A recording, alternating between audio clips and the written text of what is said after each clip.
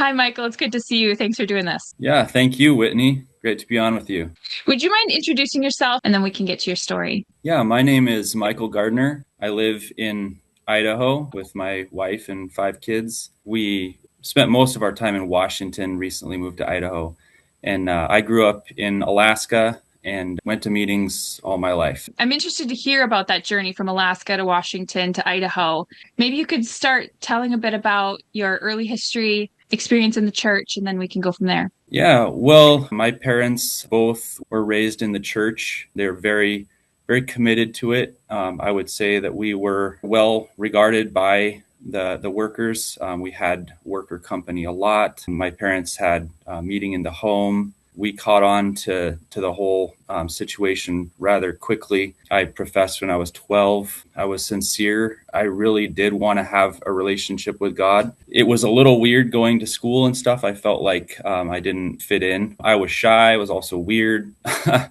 But I didn't try to let it bother me too much. It felt like a fairly normal upbringing. But I did notice some things. I was always committed to going to meetings and whatnot. I didn't push back too much on my parents, but my siblings, they professed and then stopped professing. And my oldest sister went into the work. I felt like for a good while that my calling was the work. That was a real struggle. And I didn't find out until later that it was kind of an expectation of others that I was going to go into work from my parents and my grandparents. And so that was an interesting wrinkle. So we grew up in a real small town. And then my freshman year, we moved to Anchorage. I became less social.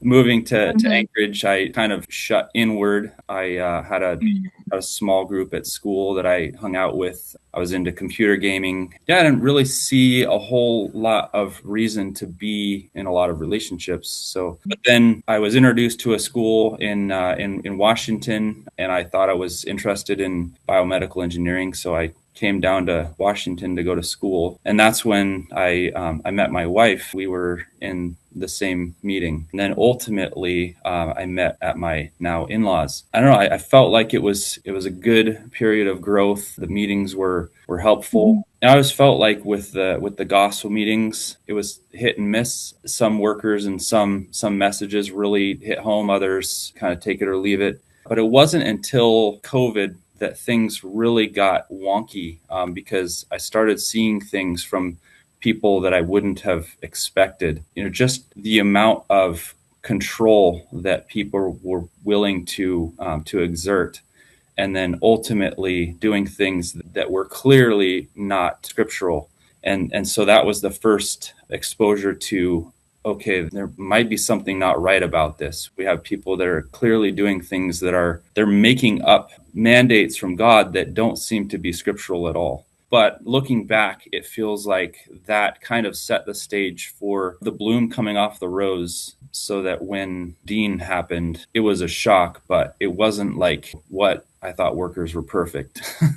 Mhm. So you're kind of out in that area. Do you feel like hearing the news about Dean Brewer hit close to home? Absolutely. I mean, it was horrifying. The fact that, he had died in a hotel room kind of put up some yellow flags anyway. That was weird. But then it was just, everybody was just gushing over him, it seemed like, with the funeral and all of that. We listened in, and it was just like, man, it sounded like he was an angel or a celebrity, something like that, just very much focused on the man. And so then when we read the letter, it was just like, this is insane. But we also felt like around us, there were people that were having crisis of faith around it. And Marianne, too, she professed in Dean's meeting. So that was hard because it's like, was that all a lie? So we had to process that. But we didn't really feel like it was, like the foundation of our faith coming apart, because we felt like we had a living relationship with Jesus. But it wasn't until things really started coming out, the extent of the abuse and the corruption, that then it was like, okay, this is systemic. This is not just a few bad apples. People were trying to say this is just a few bad apples. And then it kind of hit me. It was like, maybe this is not the problem. This is a symptom of another problem. Maybe it goes deeper. And that's Mhm. that's when I started thinking about like, what is the root cause? And started, thinking maybe it's doctrine, maybe it's, like it's a lack of a relationship. And then it hit me that it's like, okay, maybe I thought I knew God and maybe I don't. Or maybe there are things that are true about God's character that I didn't see before. And so that was really interesting because it was like we knew there's a possibility that we would have to do something about this, maybe even leave meetings. But that was terrifying. We didn't want to make any rash decisions. And so coming to the realization that like maybe I didn't know God as well as I thought. I kind of boiled it down to like there's almost two facets of this. There's the logistical side, which is like what do we do for worship? What do we leave meetings? And it's full of questions. Like we didn't know what to do, like hardly any direction at all. And then there's this other side, which is the spiritual side and the relationship with God and learning who God is.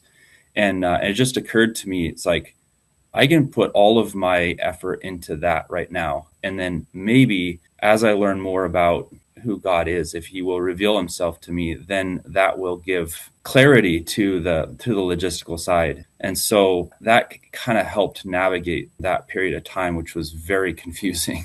It is a very confusing time. And I'm very interested by what you say about coming to this realization that maybe there are facets of God's own character that I don't fully see or understand. Like, are there some of those characteristics that you could share with us? Are there things that you have learned about him that you maybe didn't know before? Yeah, probably the biggest one was his relationship with justice. And so I had always seen, or believed that God is going to take care of justice perfectly at the end of time. We don't have to worry about, people getting away with things. Like he's going to have the final say. This aspect of like, the destination is what matters. The journey doesn't really matter all that much. And so, what I had to come to grasp with the abuse is that actually God maybe cares about justice today. And he cares that people are being oppressed and they're being abused by even spiritual leaders. Like that Mhm. is something that I didn't see before. So then when I started reading and seeing that like in God's covenant with man, like that's very much a large part is that we would participate with him to bring his justice today. That Mhm. changed a lot for me. Hmm. Yeah. Did that bring you any level of clarity in the logistics, as you say, of your decisions? Yeah, so the first thing that we just kind of decided, we're like whether we leave meetings or not, one thing that we could do is we could start up a Bible study.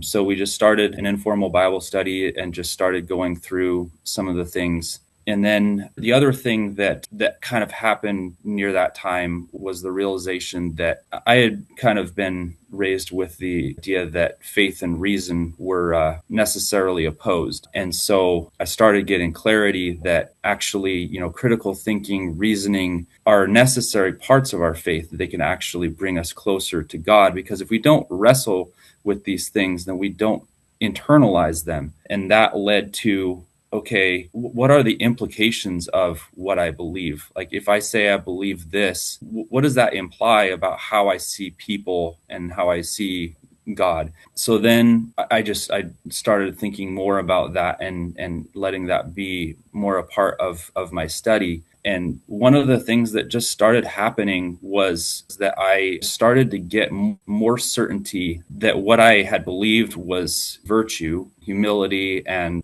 ultimately inaction, and that I needed to have more confidence in walking in alignment with God. And so I started having less fear of certain things, like talking to people and speaking up when something felt wrong and whatnot. And then ultimately that led to having different conversations with workers, talking with our Sunday morning elder, and just being a lot more frank. And it started kind of opening up to where it's like, we have choices to make that they're not necessarily easy, but they're necessary and they're important. And it's important to have difficult conversations because otherwise we're not going to be able to work through this. I don't know if that answers your question, but that's kind of how things started opening up. Yeah, I'd love to hear more about having those difficult conversations. Like, what was their response to you with those questions? Yeah, so we had pretty much decided that we weren't going to be going to any more conventions. And then Olympia of 24 was coming up, and we didn't want to go, but Marianne's parents, they cooked, and they were going to be cooking for one last time. And so we all agreed we would go together as a family and have one last hurrah in Olympia, because that was home convention for quite a while. And so we knew that it was probably going to be heavy. We were going to be listening with open ears, and we thought, okay, we're going to do this, and but we're not going to be casual about it. We're going to have intentional conversations. We're going to treat this differently than we have.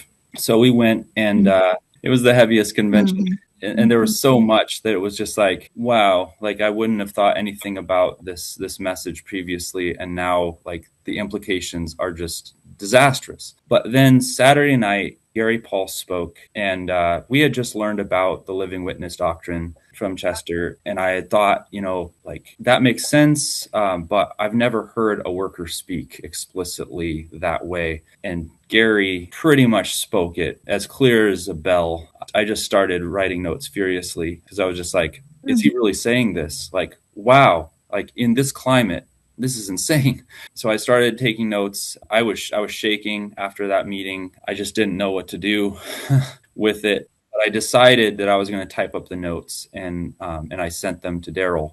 And I said, like, I don't know how you feel about this, but with all of the people that have been hurt, like we don't know who everybody is. We can't help all the survivors all at once, but can we at least acknowledge that this message is abusive? And he wrote back and just like, well, there's a lot here. I don't know, what you're specifically getting at. And so I told him, it's this message that salvation comes from the workers, and that it's through the preaching of the gospel that we're saved, and all of this. I didn't say living witness doctrine, but that's what I was getting at. And he pretty much said, I'm not sure that's what he was actually trying to communicate. Like, maybe we should get together and discuss this. They were going to be in our field later. So it's like, okay, sure. So then in October, Ross reached out, and he said, I'm trying to make arrangements for Daryl. He said he wanted to meet with you. So we met up for coffee. It was Daryl, Ross, and I. We hashed it out, and it was very interesting. Daryl said some things that were surprising to me about his personal beliefs, and also, that, he doesn't personally believe in the LWD, but he also kind of deflected in ways, and like, have you talked to Gary, because I'm not sure he meant exactly what you think he meant. And I said, like, I'm not really interested in talking to Gary. He's a little bit intimidating, and what I wanted with this is just to make sure that we're at least on the same page with this piece. And so that was interesting. I felt like it was a helpful conversation, and then Ross was really, he was big on, you need to go to Gary with this. I did later. Mm. Finally called him, and that was interesting. So that was kind of the first big tough conversation I had with a worker. But then there was some other stuff that happened, and we ended up asking Daryl and Ross if they would come and meet with a group of families. There were about 50 people, and we went through some things. And one of the things that was very interesting was, we were trying to be gracious with him. It's like, you definitely see some things that need to be changed that the rest of the overseers don't see, and whatnot, but you don't have, full liberty to kind of do your own thing. And he Uh-huh. said, yeah, I pretty much have full autonomy. And it's like, well, we can't like sympathize with you if it's true that you have full autonomy and you're not doing everything you could be. So we decided after that meeting that we were not going to be going to special meeting or any further gospel meetings at that point. Mhm. There were other conversations too. I met with our Sunday morning elder. I think it's a couple times for coffee. and we talked about some stuff, and because we felt like it was a good thing, we were still being fed. We felt like our Sunday morning was a good place for us. It felt a lot more, personal, and that was one of the things we decided if we were going to continue going, we couldn't hide and pretend that we were okay with everything and all that. But if Mhm. we could have hard conversations, and make it clear where we stood, and they still accepted us at meeting, we would continue. Mhm. And that's pretty much what happened. I made it very clear that we felt like the ministry was corrupt beyond repair, and that we didn't support them. And I told him at one point, if that means that you don't feel comfortable with us being in your home, that's totally up to you. He just kind of put his fist down on the table and he says, that will never happen. And and Mhm. so it was just like, very gracious. So we continued to go, until there came a breaking point. For me, it was recognizing, with everything going on, the leaked meetings and whatnot that had happened, what workers were saying behind closed doors. And I realized that, as much as I really appreciated our Sunday morning meeting, our elder did not own his own meeting. It was under the direction of the ministry. And that's where I kind of went, uh, we're going to have to stop. We had a meeting with them May of 25, and they were gracious. They were disappointed, but they said, we still love you and want to have a relationship with you. And that was one of the things that I really was close to my heart, is as much as we could not burn bridges. I wanted to. Mhm. I don't like burning bridges. Sometimes it's necessary, obviously, but I just figured if we could take it slow, have conversations. We didn't have to just be just abrupt. I don't know. We still definitely offended people. People still feel like we're poison, but I feel like we did the Mhm. best we could. Mhm. Yeah, it sounds like you did. Would you talk a little bit about, you say you have five kids. Would you talk a little bit about how you supported them? Yeah. So one thing we've always felt strongly is that we don't want to hide too much from our kids, and also not so much of this. You do this because I told you. Give them some background, some ability to kind of at least have some context for why we're doing what we're doing. So we communicated a lot during that time, and one of the things that was pretty interesting was we decided at one point to stop going to Wednesday night meeting, and we had been doing our Bible study on Fridays, and then that some things changed, and we had already thought, like, we're probably not going to do Wednesday Bible study, but then that just kind of made it. And at one point I was talking to the kids about not going there, and they're like, that's really a relief, because they all had made their choice, but we made it clear to them, like, that we didn't expect them to kind of go it alone. So if they had a thought, they could run it by us. We'd talk over it with them, and hopefully not make up their testimony for them, but help them. Mhm. But then, talking about not doing that anymore, it became very clear how much of a burden that was to them, and how it felt like, they were studying just to have something to say, and people were expecting them to have, wisdom, and they didn't feel like they had wisdom. And so it just felt like it was a big show.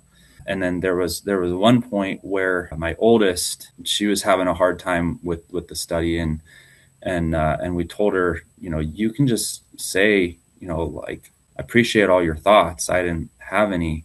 And she kind of freaked out. She's like, I can't do that. That would be so embarrassing.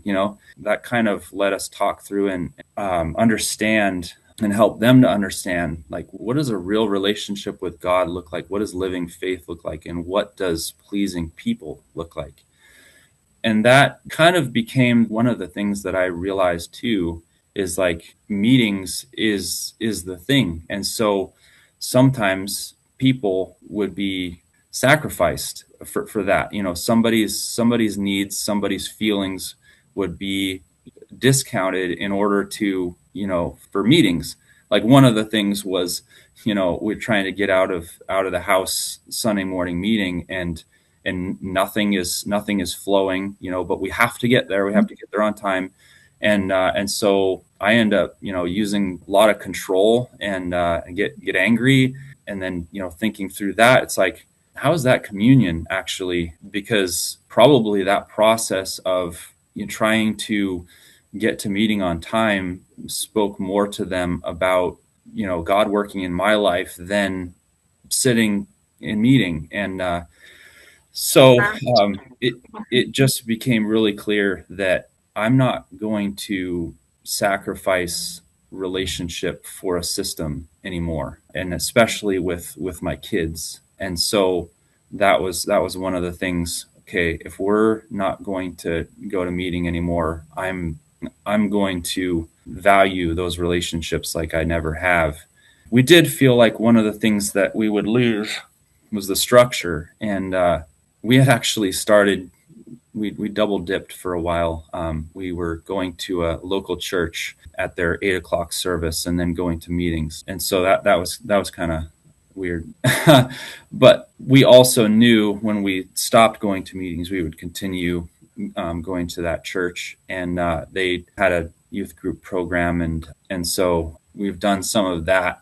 But we've also felt very strongly that, like one of the first things that we heard the pastor talk about is this: what we're doing here is not the game. The game, is when you go out and you put this into your life, into your relationships, your work, all of that. That's where it really happens. What we're doing here is more of a pep talk before the game, and I like that, because I had kind of come to the conclusion that a pastor, preacher, whoever, was not going to teach me the Bible, was especially comprehensive. That's not going to happen in that small amount of time.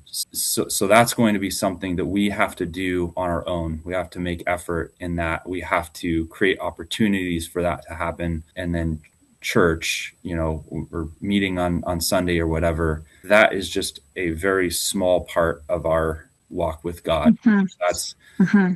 It helps give structure, but it is not where the meaning is.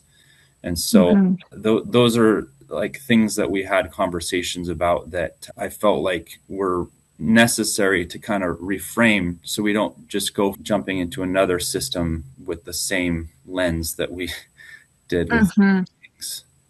Hmm. I love that your focus has been on valuing and nourishing those relationships in your life. Yeah, yeah, that's been huge, because in the process of Bible study, I discovered the Bema podcast on different people on CCF talking about that. So I jumped into it, and one of the first things that came out that was like a massive moment was when he was talking about creation and the centrality of rest, to that story. And then what kind of came out of wrestling with that was that there's a rhythm that happens in life with God that is like grace, rest, and relationship. God doing the work, inviting us to rest in that and who He is, and not be striving. And then that opens the door to right relationship with God and with others. And I had not seen how central relationship is to the Bible story, to relationship with God. And it just opens so many things up. And it made me realize, like, okay, I had taken, kind of like this personal faith, personal holiness, piety, whatever, what I thought were virtues. I actually discounted authentic relationship. And so when I realized, actually, like, real relationship is faithfulness to God, like, oh my Yeah. goodness. Yeah. Yeah. And it goes exactly back to what you're talking about at the beginning about the character of God valuing and honoring righteousness, which is right relationships and like justice and us being involved in that. I love that. Well, I guess, okay, there was one other thing when I was kind of thinking through the implications of belief and whatnot. And Marianne was the same way. We didn't believe for quite a while that meetings was the only way to be saved. But myself, I kind of have what I consider an agnostic view to it, which is that it wasn't for me to know who is saved and who isn't, so maybe God could save others, but that was just kind of how I held it. And in wrestling with what Jesus was teaching and who God is, it became pretty clear that of course God saves other people, because the teachings of Jesus wouldn't be coherent otherwise. So then that immediately just opened things up where I started to see what other people were going through as meaningful. When I started talking to people about what they were going through and stuff, I was actually curious, actually interested, because it's like what God is doing in them is real. And like that was just another really big thing about God saving people outside of meetings. But for me, I think that was the point where I started realizing I really want to meet with more people one on one and just talk through things and just see where it goes. And Mhm. that's the other crazy thing that I've noticed is that I used to have this sense that I needed to talk to people about my faith. It seemed like other people were doing that. They were bringing people to meetings. It never worked for me. It always got awkward really quick. And I just felt like I'm just not cut out for this. But what's happened recently, it feels like, is, I just talk to people about what seems to matter to them, and it floors me how often that comes around to faith, or faith in some capacity. Like if it's somebody that is an atheist, it comes back to philosophy, or something, some way of thinking about the world. Like I recently went to my grandma's funeral in Montana, and not everybody was professing there, but a lot were. It just struck me, all of the conversations that we were having were surface level. It's so striking to me because it's like I can talk to people that don't even believe, and we end up talking about beliefs. It's wild. It's like there's this conscious stopping of going there because it seems like it's a natural thing. It's like, Mhm. Mhm. it's crazy because going through this all has not been easy. I Mhm. definitely feel like I've had it easier than many.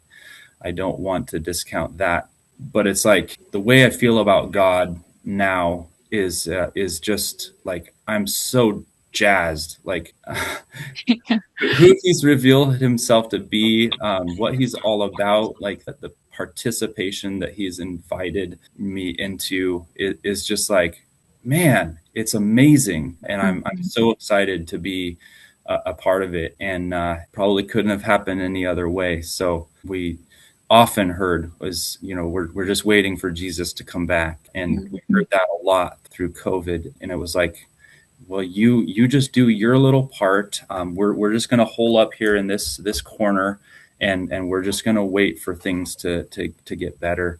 And I Mhm. remember thinking at one point, I was just like, this is a really depressing message. Is this really what it's all about? And then Mhm. realizing that Jesus is on the throne now. He's moving. He is inviting people to join his kingdom. He's doing a work, and like we're not supposed to hide away from injustice and from chaos. We're supposed to engage with it. I don't know, so many things about how things are going in the world and whatnot. Obviously it gets depressing, but I just feel Mhm. like that call, the fact that God knows it's messy and he wants us to go out in it anyway and help put the world back together, is just like, oh yeah, let's do it. Yeah, sign me up. I agree with you 100%, Michael. Man, what an encouraging way to go into the weekend here. I appreciate your thoughts so much and your experience. Yeah. Well, thanks so much for meeting with me. I really enjoyed it. I've very much enjoyed it too. I hope you have a really great day. You too. Bye.